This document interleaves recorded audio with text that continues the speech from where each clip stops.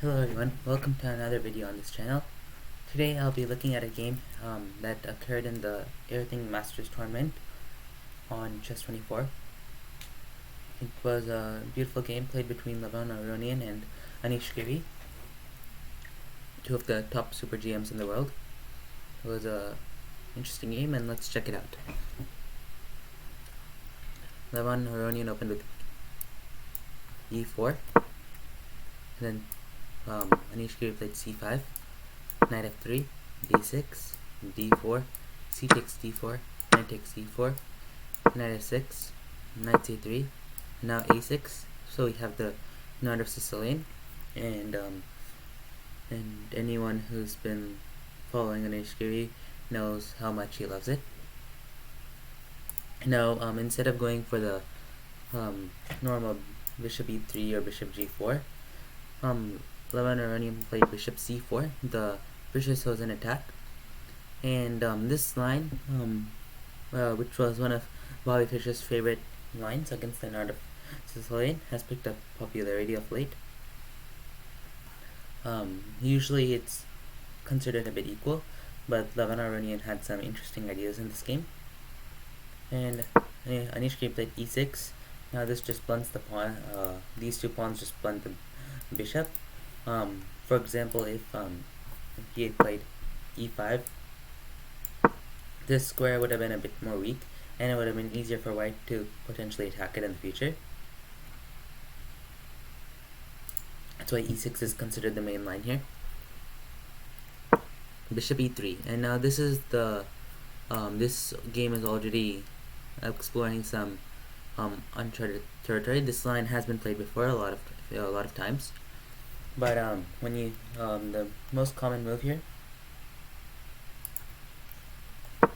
is bishop b3 to avoid losing a tempo after b5, or castling, which you will do anyway, and then playing with f4 and then queen f3 later on. And you don't usually see bishop e3 in the Fischer-Sozin attack. It usually comes out to g5. So this game was was already an interesting choice by Levon.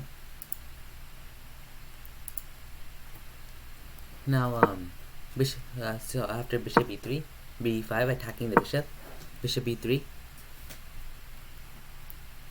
Now this bishop is very active on this a2 to g8 diagonal, but this maneuver cost white time, and it often stays on the road of black's attack, which will usually occur with b4, a5, and so on.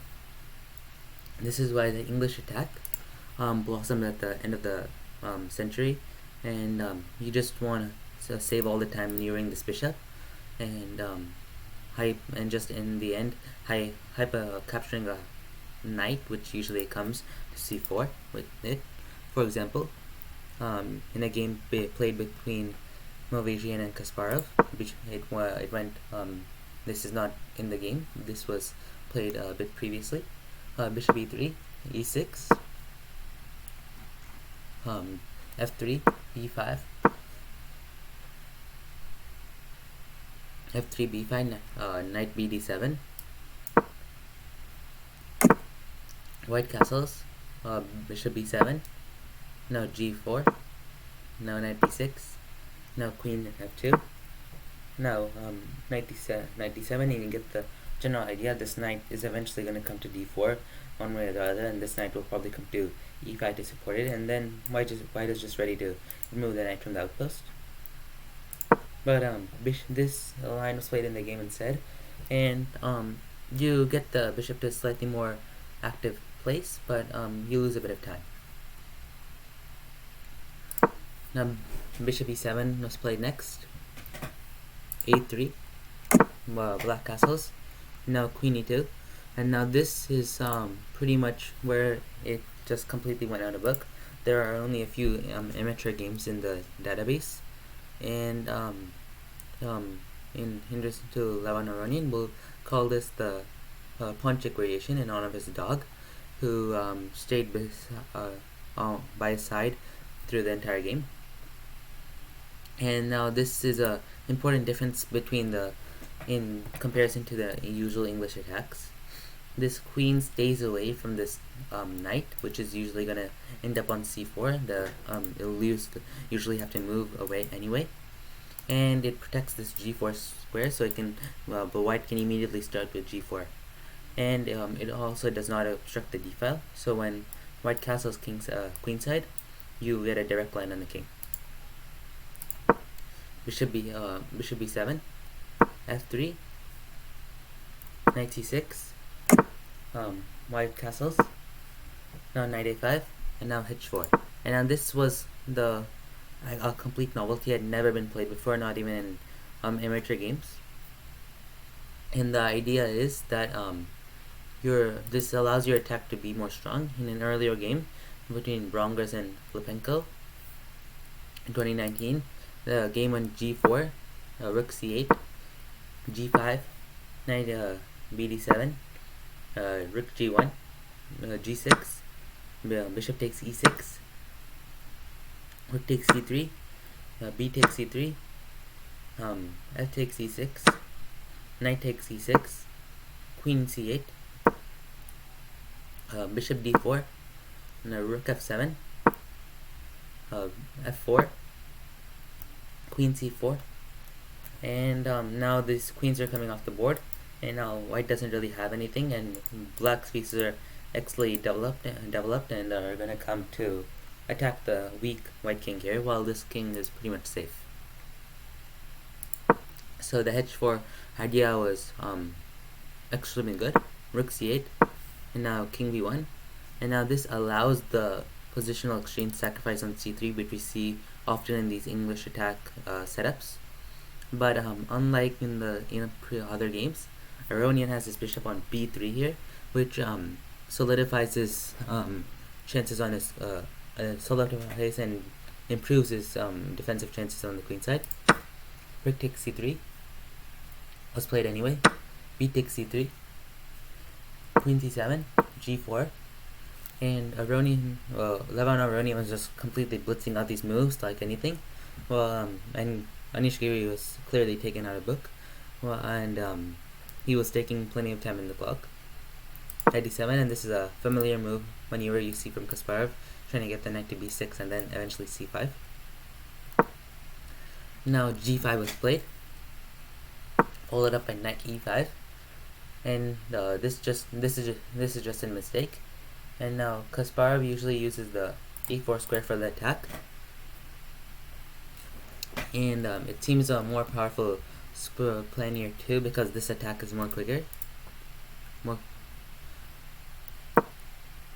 Now h5 with knight c4. Now bishop c1. Now d5. Now both kings are exposed, and when you get defense in, you usually are doing very good, but that really isn't the case here, as I said, the kings are getting exposed. G6 was Levon just strikes, and I remember he's just consistently blitzing out his kingside moves. Knight takes a3 check, b takes a3, and this idea for the sack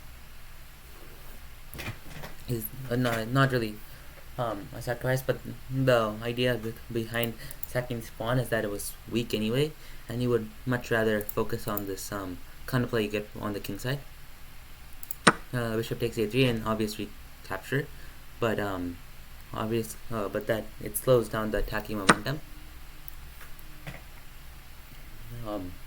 After bishop takes a3, g takes f7. Instead, before we get to that, a better idea would have been king a2 here, which would have forced the knight away. Knight c4, h6, and now this is the main point behind this idea. This is just seemingly crushing. Queen a5, let's say queen a5, and now this just loses after g takes h7, king h8, h takes g7, king takes g7, and now h8 equals queen. Now rook takes h8, rook takes, and now queen g2, and now mate is gonna immediately follow.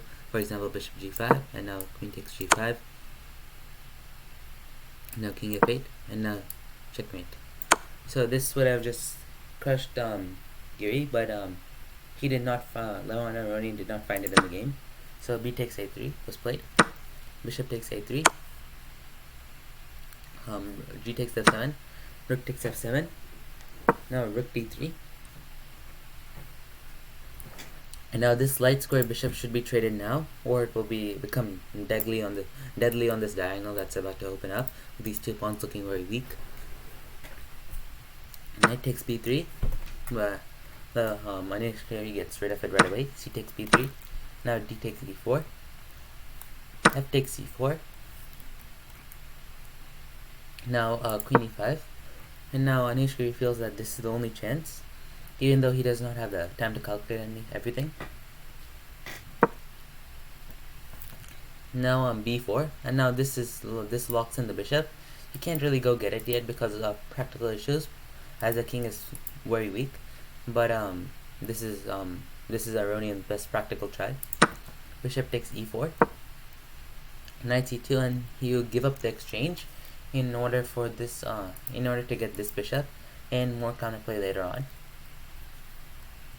Now rook f5, and now Manish Giri spent his last minutes on his move, while Aronian has still had about 15 minutes on the clock. Rook e1, bishop takes c3, and of course you can't take right now because of queen takes e1,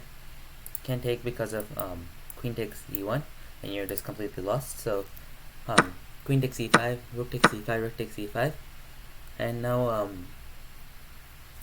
till here Giri has just defended amazingly well, but in time trouble his hand makes the most obvious move, which is king f7, and this intends to bring the king into the game, but it completely loses. And this is where I saw one of the most exciting engine lines ever, and it was, if Manish Giri found it, that would have definitely secured him the draw and probably more respect. It goes bishop f5, rook c5, g5. You give up the pawn. You allow Basant. H6, g6, and now h5. You don't recapture. You immediately go and try to promote. As remember, you are down the exchange, and this bishop is not really doing much. The only reason white hasn't gone to grab it yet is because this knight hangs. And this idea would save black according to the computer. His main priority, of course, is to just generate counterplay with this passer, and before this locked bishop is picked up, the main line goes rook c7, bishop takes g6, rook a7, h4, rook takes a6, h3, rook takes e6, h2, rook e1, and now bishop e4. Now this bishop is hanging, but you do get this at the end. Rook king a2, bishop takes c2. Here king takes a3. If you wanted to promote here, then after it takes this now this endgame is slightly better for white, and it's harder to defend because there's more material on the board, despite it being practically equal. Bishop takes c2, king takes a3, bishop e4, king b3, and now bishop d5 check, c4, bishop takes c4, king c3, bishop d5, king d4, h1 equals queen, rook takes h1, bishop takes h1, and now king c5, and this is a draw because this pawn cannot be defended. And again, this was a extremely long engine line, and was extremely hard to calculate it in a rapid game where you have less than a minute left. A super GM might have found it maybe in a classical game if he had time, but calculating it in under a minute is extremely hard. So king f7, and the idea is rook c5. Now rook c5 to rook c7 check. This just comes with the check, and now from there the rook wants to pick up the a6 pawn, and now then the bishop. And this loss of tempi forces black to sacrifice the potential passer. For example, g5, which was played in the game. Rook takes g5, and now you are black is just plain lost. King f6, rook g8, bishop e4, head checks, and now all white's assets are in perfect shape.